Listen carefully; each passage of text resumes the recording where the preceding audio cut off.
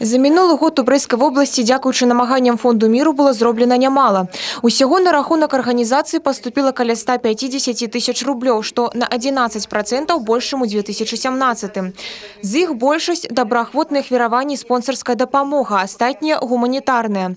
Атрыманыя сродкі пайшлі на дапамогу інвалідам, ветэранам вайны і працы, дзецям-сіротам, шматдзетным сем'ям, тым, хто пацярпеў ад незвычайных сітуацый і іншым сацыяльна неабароненым катэгорыям насельніцтва, а таксама на выдавецтва кніг военно-патрыятычнага накірунку аўтараў Брэсцкай вобласці.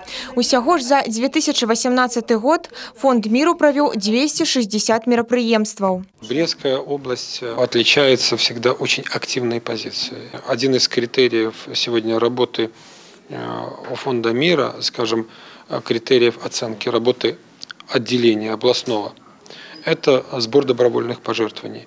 Сложная задача.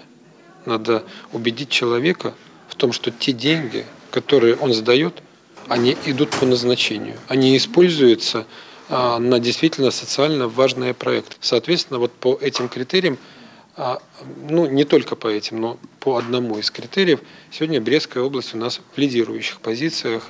Мэта Фонду мира не толькі дапамагаць, але і сваімі справамі выхоўваць у свядомасці людзей такія якасці, як гуманізм і міласэрнасць. Самая главная задача, которую мы стремились выполнять, это воспитание миротворцев, начиная буквально с детского возраста. И все наши программы, акции, которые мы в течение года осуществляем, они, в принципе, вот и существуют для достижения этой основной задачи. Мы стремимся к тому, чтобы наша работа была подчинена воспитанию мира в душе человека, в семье, в обществе. Если мы добиваемся этой цели, тогда можно говорить и о достижении мира во всем мире. Столинская, Кобрынская, Пружанская, Барановичская и Жабинковская – самые активные районы организации Фонду мира в области.